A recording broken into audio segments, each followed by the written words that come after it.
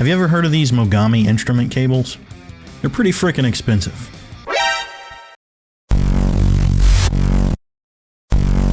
But from what I hear, they're some of the best you can get. But for that price, I had to just take their word for it. However, I recently stumbled upon this website called Redco Audio, and they sell Mogami cables much cheaper by the foot. I was able to get 12 foot of cable and 2 jacks for under $20. That's a lot cheaper than the Mogami cables I've seen elsewhere. I just have to solder it together myself. Which brings me to the solder fume extractor. I'm sick of inhaling the fumes when I solder, and I figured I better get one of these before I actually get sick from inhaling the fumes. This uses a 120mm computer fan that you can run off of a 12 volt power supply. In my case, I just have an old laptop power supply, and it worked perfectly. I have to wire the fan to a barrel jack, but the only barrel jack I have is a lot bigger than the one the designer of this used, and my switch is different too. Thankfully, they uploaded the Fusion file so I could easily edit the design of the control box to fit my needs. It's a bit bulkier, but it should still work fine. Alright, now I just need to print everything.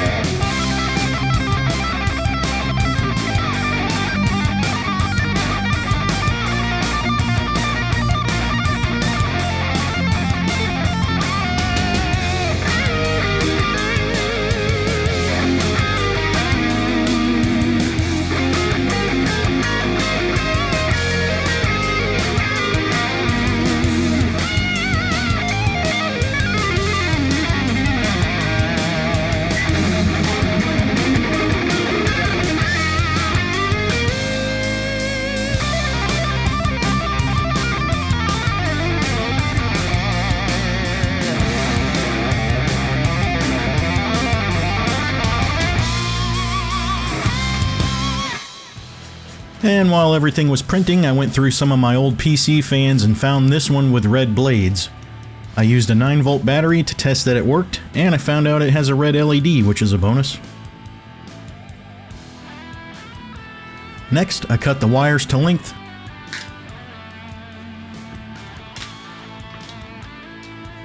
Separated them and stripped them back a little.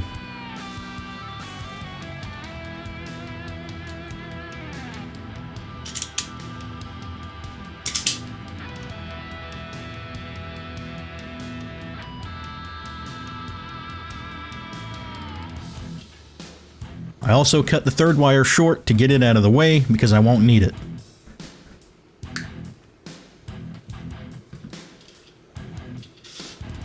Then I plugged in the power supply and tested the fan again.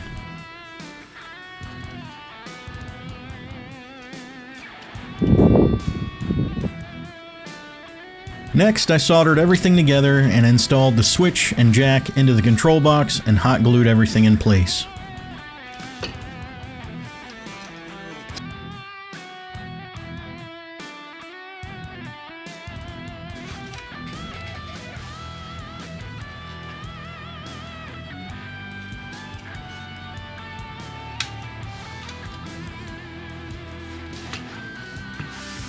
And this is a carbon filter that I got in a 5-pack off Amazon for pretty cheap.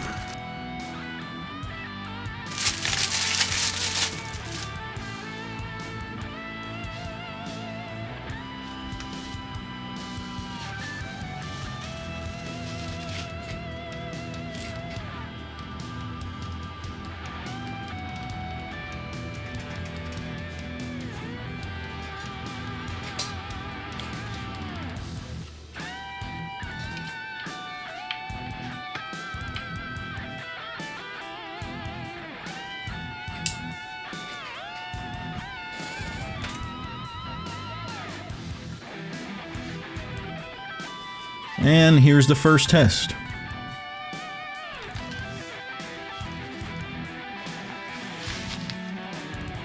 It would probably work a lot better if I didn't have the ceiling fan on at the same time, but this is Florida, and in Florida it's even hot indoors. So the fan stays on.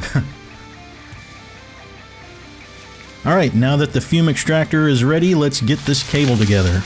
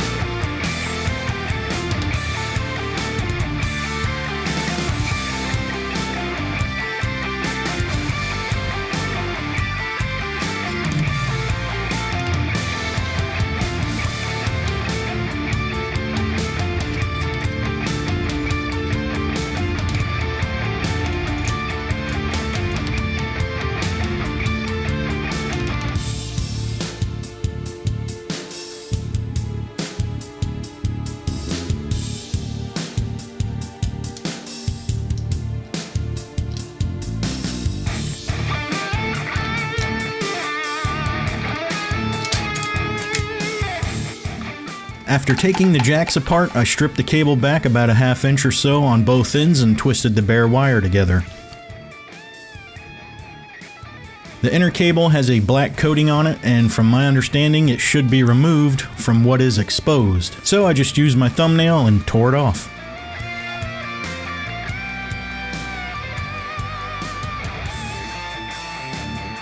Then I stripped the inner wire off maybe 1/8 of an inch or so.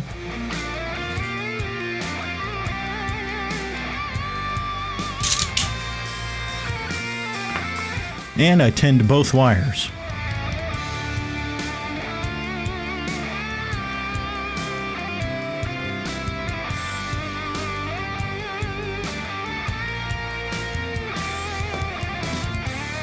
Then I tinned the jacks too. This will make them solder together much easier. Before I soldered the wire to the jack, I slipped on a piece of blue heat shrink, the case for the jack, and then the plastic protection sleeve, specifically in that order. Then I trimmed the tinned ground wire and soldered them both in place.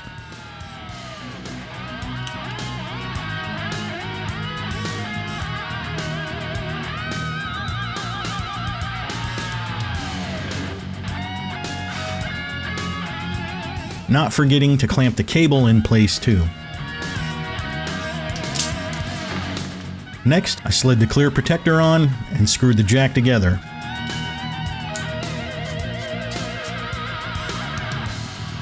And then I slid up the blue heat shrink and used my heat gun to shrink it.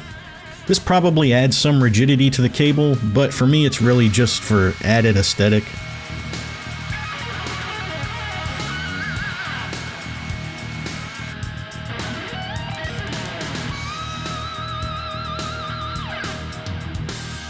Alright, and now it's time to test it out.